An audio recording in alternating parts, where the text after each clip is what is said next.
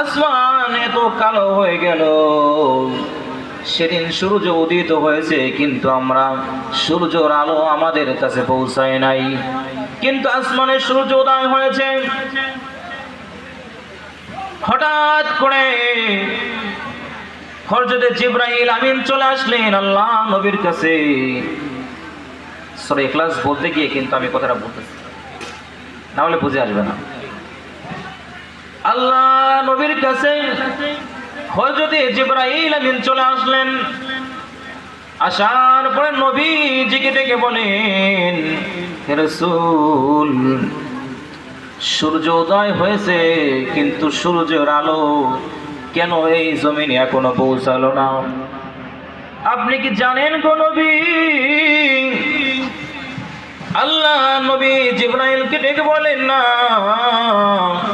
আমি তো জানি না কেন সূর্যের আলো আমাদের পর্যন্ত পৌঁছালো না।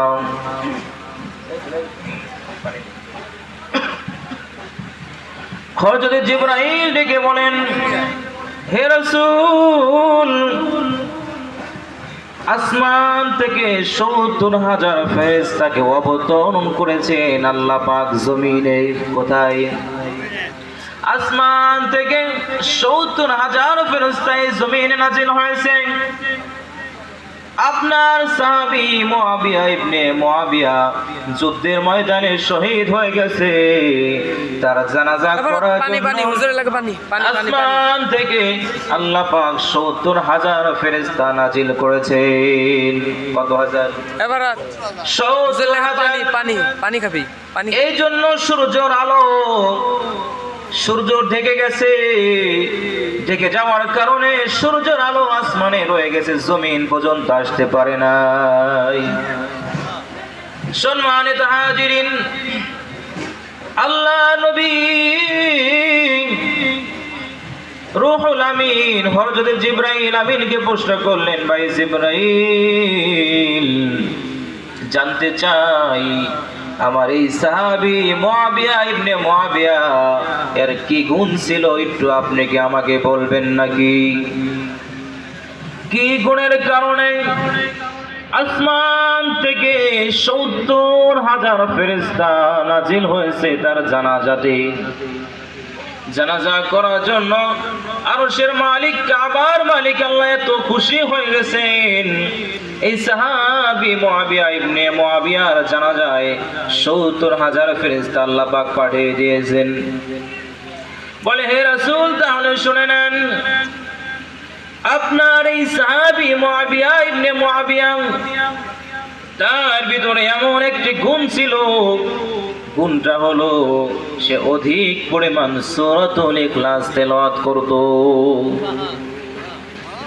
আল্লাহ নবীকে বললেন, জিবরাইল, হে রাসূল, আল্লাহ পাক এই জানাজা নামাজের ইমামতির জন্য আপনাকে আদেশ করেছেন, আপনি জানাজা নামাজের ইমামতি করবেন। সাইয়্যিদিনা বিশ্বনেতা মুহাম্মদুর রাসূলুল্লাহ। হযরত জিবরাইল তার পাখা দিয়ে জমিনে আঘাত করলেন, সঙ্গে সঙ্গে পাহাড়গুলো সরে গেল, জমিন প্রশস্ত হয়ে গেল। অসংখ্য সাহাবী এবং ফেরেশতারা হযরত মুআবিয়া ইবনে মুআবিয়ার জানাজায় শামিল হয়ে গেল। শুধু তাই নয় মুসলমান, আল্লাহ নবী তার জানাজা নামাজ আদায় করালেন। নবীর ইমামতিতে জানাজা নামাজ আদায় হয়ে গেল, সাহাবাকে কবরস্থ করে দেওয়া হলো। গুণ শুধু একটা, সেটা হলো সূরাতুল ইখলাস, কুল হুয়াল্লাহু আহাদ, এই সূরা তেলাওয়াত করা। দরকার আছে নাকি? করবেন তো? সহজ না? একবারে সহজ। সম্মানিত হাজিরিন, আর একটা ফজিলত বর্ণনা করছে সংক্ষেপে, সময় সংকীর্ণ, এই জন্য কথা অল্প বলা লাগবে। আল্লাহ নবী একদিন মসজিদে প্রবেশ করছেন।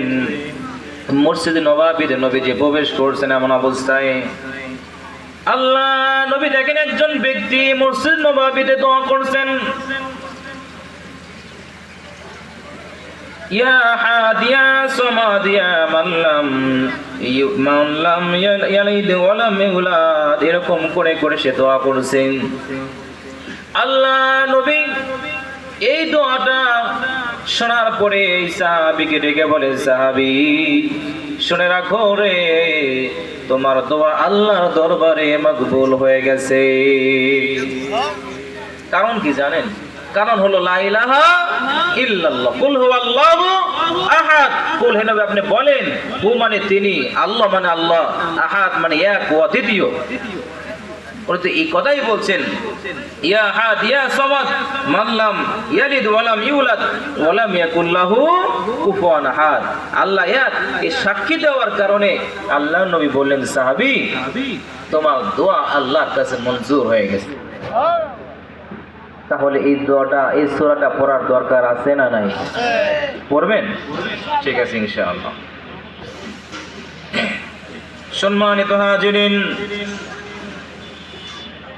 5 নম্বর ফজিলত বর্ণনা করছি। আল্লাহ নবী বলেন, ও সাহাবীরা, মসজিদ নববীতে সাহাবীরা বসে আছেন, জনাবে মুহাম্মদুর রাসূলুল্লাহ সাল্লাল্লাহু আলাইহি ওয়াসাল্লাম সাহাবীদের ডেকে বলেন, সাহাবী তোমাদের মধ্যে থেকে এমন কেউ আছে নাকি যে কোরআনুল কারীম তোমাদের ভিতর সবচাইতে আগে খতম করতে পারবে? একদম ধীরে আস্তে রিল্যাক্সে কোরআনুল কারীম তেলাওয়াত করবে। ওয়ারাতিলিল কুরআনা তারতিলা, তারতিলের সহিত ধীরে ধীরে ধীরে আস্তে কোরআন বুঝে বুঝে তেলাওয়াত করবে।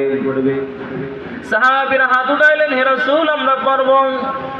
আল্লাহ নবী বলেন, সাহাবীরা যদি তোমরা পারো তোমাদের জন্য একটা পুরস্কার আছে।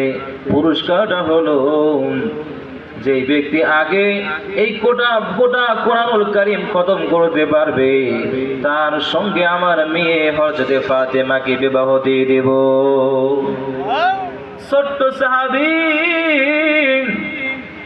হযরতে আলী রাদিয়াল্লাহু তাআলা আনহু সাহাবীদের ভিতর থেকে কিছুক্ষণ পরে, 2-1 মিনিট পরে হযরতে আলী রাদিয়াল্লাহু তাআলা আনহু হাত উঠাইয়া বললেন, হে রাসূল আমার খতম শেষ হয়ে গেছে, আমার খতম শেষ হয়ে গেছে।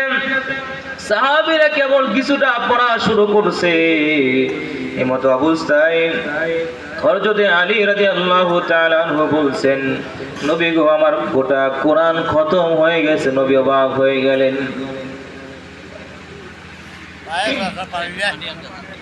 হে রাসূল গোটা